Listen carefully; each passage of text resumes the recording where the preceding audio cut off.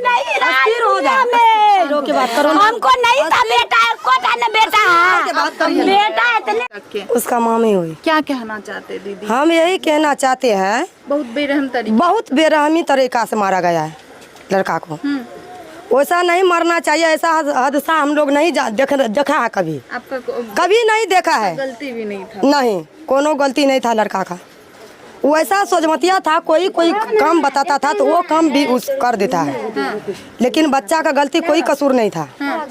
इतना ही कसूर हुआ बच्चा को जो लेकर के लड़की का पहुंचा दिया, वही बवाल हो गया। वही गलती हो गया बाबू को। 5 बहन के बाद एक इकलौता पुत्र था वो परिवार का, और आपको बताना चाहेंगे वो पुत्र, वो इस घर का बेटा आज इस दुनिया में मौजूद नहीं है। उसकी बॉडी घर से करीब 200 मीटर की दूरी पे बहुत ही संदिग्ध हालत में पाई गई है। हमने परिवार वाले से पूछताछ की तो परिवार वाले का यही कहना है कि हमारे बेटे को बहुत ही बेरहम तरीके से खत्म कर दिया गया है। वजह यही थी कि हमारा बेटा एक लड़की का साथ दिया था। एक लड़की जबरदस्ती हमारे बेटे को लेकर के गई थी कि चलो हमें गाड़ी पे बैठा दो और हमें वहां तक छोड़ दो, और वो लड़की पड़ोस की ही रहने वाली थी, और ये बेचारा लड़का उस लड़की को लेकर के चले जाता है। वो ये भी बताना चाहेंगे वो लड़की आगे जाकर के रोड पे जाकर के उस लड़के को गाड़ी पे बैठाती है और वो फरार हो जाती है अपने प्रेमी के साथ, और ये लड़का भी उसके साथ रहता है, और वो वहां पे जाकर के शादी कर लेती है अपने प्रेमी के साथ। उसके बाद जो लड़की के परिजन थे वो इस परिवार के बेटे के ऊपर इल्जाम लगा रहे थे कि तुम्हारे बेटे ने ये सारा काम किया है, तुम्हारे बेटे के वजह से आज हमारे परिवार का बदनामी हुआ है, और तुम्हारे बेटे के वजह से हमारी बेटी किसी दूसरे के साथ जाकर के शादी की है। अभी परिवार का स्थिति काफी ज्यादा खराब है, क्योंकि वो परिवार का एक इकलौता बेटा था। 5 बहन के बाद वो एक इकलौता भाई था, और वो आज इस दुनिया में मौजूद नहीं है।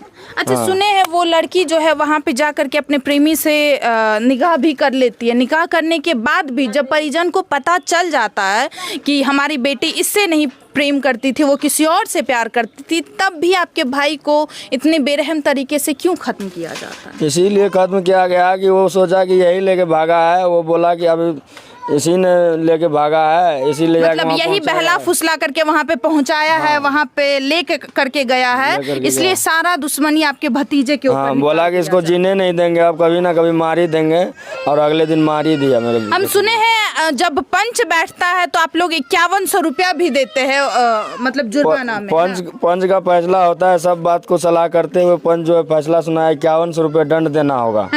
तो इधर से दंड भी दे दिए।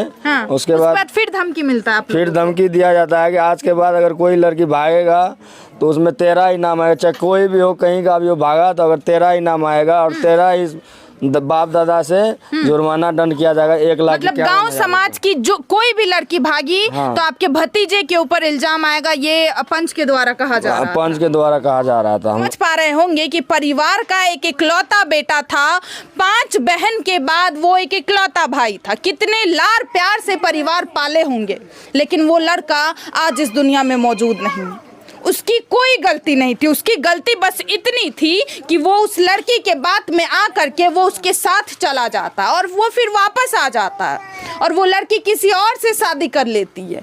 ये सारा बात उस लड़की के परिवार को जानकारी थी कि हमारी बेटी इससे प्रेम नहीं करती है, हमारी बेटी का किसी और से संबंध था, वो उससे निकाह भी कर लेती है, और फिर भी इस परिवार के बेटे को बहुत ही बेरहम तरीके से खत्म कर, और इन्हीं का वो इकलौता पुत्र था जो आज इस दुनिया में मौजूद नहीं है। आप समझ पा रहे होंगे कि 5 बहन के बाद वो इकलौता एक बेटा था, और उसे बहुत ही बेरहम तरीके से खत्म कर दिया गया था। आप ही का बेटा था? हाँ, हमारे बेटा था। क्या चाहते, क्या सजा मिलना चाहिए? सजा जो मिलना चाहिए। इकलौता बेटा था, इकलौता बेटा था। देखिए इस पिता के आंखों में आंसू है, कितने लाड़ प्यार से ये पिता पाले होंगे उस बेटे को। कभी ना हमको न बात कहने, कभी मारे इसको,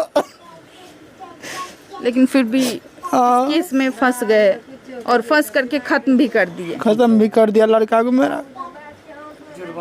और वो लोग कहाँ है अभी जो ये काम किया है? वो घर से फरार है। सब घर से फरार हो चुके, घर से फरार है। ना इलाज ना है, लाल माँ चाची है चाची, बेटा एक ही टोता। ये चाची है, आप देख सकते हैं, ये चाची है। चाची का इतना हालत खराब है और उस लड़के की अम्मी अभी अस्पताल में भर्ती है। उनका क्या हालत हो रहा होगा आप समझ सकते हैं। वो नहीं जा रहा था, उसको जबरदस्ती खींच के ले मिलेगा उनको सजा, फोन करके बुलाया, फोन करके बुलाया। नहीं जा रहा था, जबरदस्ती खींच के ले करके बुलाया। वो भी इतना बेरहमी से मारा है, इतना बेरहमी से जो पूछिए मत। लोथरा लोथरा लटका दिया है पूरे पीछे से दम लिया है, घिसाया गया, उसको घिसाट करके यहाँ भी निशान था बाबू को, यहाँ यहाँ पूरे ही लोथरा लोथरा अंदर ही। थोड़े ऐसे मार, थोड़े ऐसे नहीं मारा है।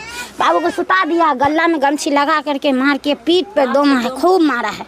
पीठ में पूरा चोट का निशान था। जब खत्म हो गया बाबू ऐसे करके फांसी लटकाया, ऐसे करके ऐसे गिड्ढा वैसे नहीं था, ऐसे करके ले लिया। हाँ ऐसे करके, उसके बाद लगा दिया। हाँ ऐसे करके लगाया, ऐसे करके जैसे घींचेगा ना तो उसकी अम्मी कहाँ है? उसके अम्मी वहाँ अस्पताल में बंद है, अस्पताल में भर्ती है, अस्पताल में बंद है। बताइए सजा मिलना चाहिए, यही हम चाहेंगे। क्या चाहते हैं? जैसे हमारा परिवार बेटा के को साथ लिया है। क्या होना चाहिए? जो ये उन्हें यही होना चाहिए जैसा हमारा लड़का का हादसा हुआ हमारे साथ, वैसे उन्हें होना चाहिए। हाँ, कड़ी से सजा उन्हें मिलना चाहिए। हम लोग यही चाहते हैं। हम लोग गरीब है, एक साथ खाने के लिए हम लोग को ही नहीं है। हम लोग कैसे कैसे करके सोच रहा है, चल रहा है, हम लोग जानते हैं। सरकार का यही कहना है कि उस जो भी इस घटना को अंजाम दिया, जो भी इसमें शामिल है, उन्हें कड़ी से कड़ी सजा मिलना चाहिए, क्योंकि हमारा एक इकलौता बेटा था और उनकी कोई गलती नहीं थी। उन्हें बहुत ही बेरहम तरीके से खत्म किया गया है। और आप सभी को क्या लगता है इस घटना के बारे में? प्लीज आप लोग भी अपना राय जरूर दें। आगे हम पुलिस प्रशासन के ऊपर छोड़ते हैं। उम्मीद है प्रशासन कानून इस परिवार को न्याय जरूर दिलवाएंगे।